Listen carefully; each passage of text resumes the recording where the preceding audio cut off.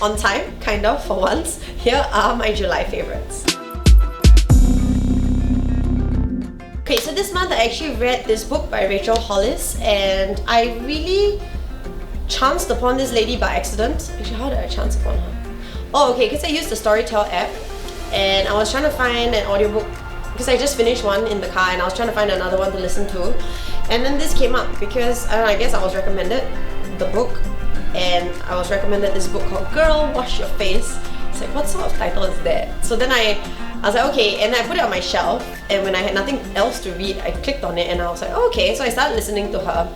To be honest, when she starts, I was like, this girl is like, she can come off as a little bit annoying, but I don't know, she kind of endeared herself to me. Like, if you read the book, she talks very honestly. You know, I think what's really endearing about her is that she's very authentic and she talks really honestly about her struggles, and she was very honest about certain things, like how she grew up in such a small town that she didn't even realize that there were other people other than white Christians other than her, and the first time she realized that was when she went to Disneyland. I thought that was kind of cool. She owned up to a lot of the mistakes that she made, and I mean, there were certain chapters that were a little bit uncomfortable. Like, she talked about her sex life and how she was bad at sex and learned to be good at sex. It's nothing graphic, but it's just like, wow, girl, that is a lot to share. The parts that I didn't like were, you know, she had a whole, like, I don't know how many chapters on motherhood. I'm sure moms would like it, but for me I was like, girl, stop. Okay, I keep saying that because that's the title of her book. But I was like, girl, stop talking about mother thing. She just talked about mom guilt and babies and all that, and it's just irrelevant to me. But on the whole, I found the book to be quite uplifting. Like, if you read it with an open mind, you know, and not think like, oh, this is like such a cheesy sort of book, then if you have that sort of mindset, you will not enjoy it. But if you read it with an open mind, I actually found it quite uplifting and quite inspiring, and yeah, I'm quite a fan. So I'm gonna read her next book. After that, she wrote another book called Girl, Stop Apologizing. So I'll tell you if I like that or not. If it makes my next favorites, then you'll know I like it. If not, then I guess, yeah, I don't like it. Okay, so I actually have a couple of beauty favorites this month. One is this cream blusher by CDP, Clos de Peau, and I'm actually quite a fan of cream products because it's very lazy. Like, I don't really use powder, foundation and stuff, because cream, you can use your fingers for everything. So you put on foundation with your fingers. I use the same fingers to put on my blusher, whatever. So this is kind of nice and it's pretty new. I've only just started using it. I really like this. I'm using the shade 01 or 1, and it's actually it really gives you quite a rosy flush. So I like it when I really have no other makeup on. I just maybe put concealer under my eyes and this, and I'm good to go. We are all about the blushes this month, I think.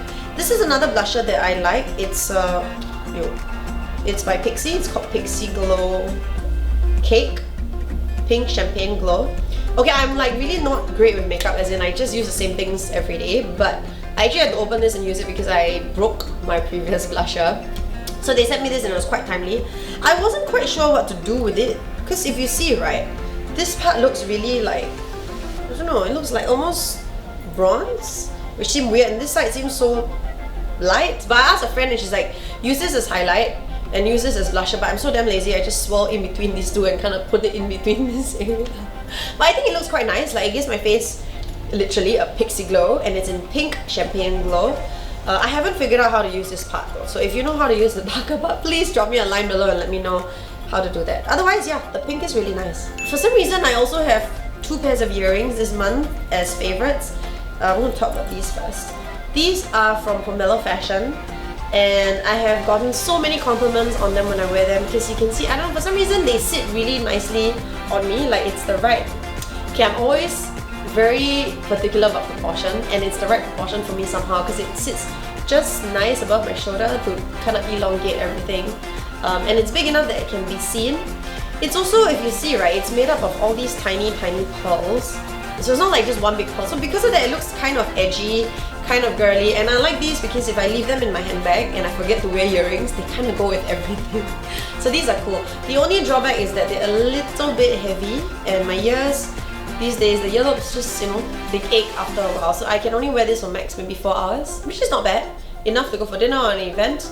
and then I'll take them off on the way home. But yeah, from Pomelo Fashion. Okay, another pair of earrings that I really like. Look at this, my gosh, it's so cool, right?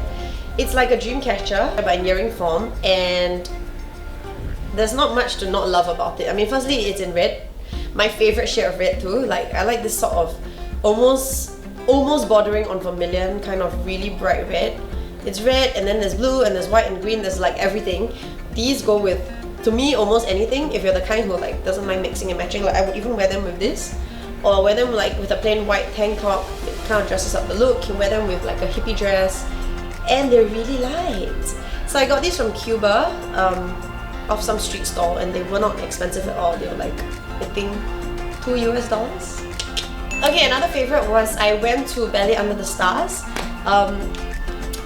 I actually really like ballet. You know, I don't know if you know this. I'm sure I've mentioned this before, but I liked it so much that I begged my mom for lessons when I was 7, and she actually discouraged me. She hardly ever discourages me, but she actually cautiously said, I don't think you'll be very good at it. And I found that rather insulting. I was like, why? She said, because you're a little tall and gawky, and it's kind of like for like smaller and more graceful girls. And I was so indignant. I was like, no way, I'm gonna rock it. I did it to grade 1, and then I realized what she meant, because everyone in the class is really graceful and small, and then I discovered sports and realized that was my thing. But I still love ballet, and I still try to watch any ballet that comes into Singapore. So recently I got tickets to Ballet Under the Stars. I used to go, like I just forgot. I used to go when they first started, I think like 10 years ago or something. So I was given tickets. I'm probably butchering the name, but it's Maison de Grand Esprit. I will put a super because I have no idea how to pronounce it. But they sent me a picnic basket with like red wine, because they're a wine company, and picnic mat, and like, yeah, so I went with two of my girlfriends and we had a great time. I don't know if ballet was their thing, but we just had a great time anyway. And they showed like Swan Lake, and like just excerpts. So one act of Swan Lake, one act of the Nutcracker, and one act from Giselle, which was really nice. And it was kind of nice because I kind of explained to my friends who've never watched ballet before, like what each ballet is about. So thanks for the tickets, and that was one of the things that I really enjoyed this month. Okay, and the final thing that I like is this sports bra. I like it because it's a bit unusual. Okay, firstly, it kind of makes you look bustier. I'm gonna come straight out and say it, that's why I kind of like it. When you are like really flat like me, you will take whatever help you can get. It makes you look bustier, but it also makes your arms look leaner because of the way it's cut, like it's cut in this way. And I've taken to wearing it not just for sports, but also with my outdoor clothes. Like I wear it underneath certain dresses, and I actually wear it as a top on really hot days with like a high-waisted something. Yeah, because it's actually not cut very high, so I really quite like that. It's from the official Oja. I'll put a link down below if you want to have a look at that. But yeah, this is one of the things that I like, and it actually inspired another video, which is how to style sports bras not for sports. So that will come out soon as well. Do look out for it. Okay, so there's a song this month that I liked that I kind of couldn't get off my mind. Like, okay, so I heard it on the radio and I was like, what is this song? So as I do, I Shazammed it, and I realized it's this song called Phases by Pretty Much.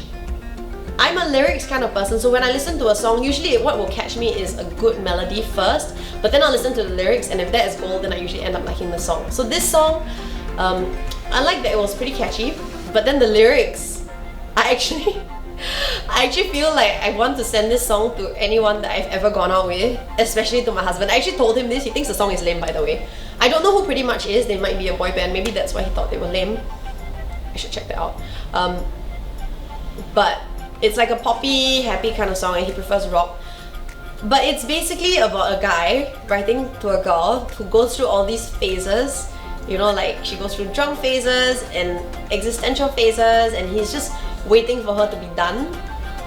And if I'm being really self-aware, sometimes I feel like that's how whoever's going out with me has to, they just have to deal with that, because I go through phases too, and I shuffle through all these phases, and I go through periods of like being very intense into this sport. Like I used to rock climb, for example. I used to run marathons. I have good reason for not running marathons anymore because my knee is busted, but I just stopped rock climbing because I got into wakeboarding, for example. So that's an example of a phase, but I will go through phases where I want to stay out every night, and bless the boys who are patient enough to deal with it. So Phases by Pretty Much, go listen to it. It's it's cute and it's kind of sweet, and yeah, it's to all the boys that have gone out with me before. And on that note, I am actually releasing a video called like, it's kind of like a letter to all the boys I've loved before, so watch out for that as well. Right, so those are my favorites for the month of July. We are really steadily heading into the end, like slowly inching the way to the end of 2019, which is pretty crazy. Make sure you go out and do whatever you have meant to do, because we are in August. And let me know if you have any favorites. Drop me a line in the comment box below. Books, movies, food, shows, makeup, anything, so that I can check them out as well. Otherwise, I will catch you on Facebook and on Instagram. Bye!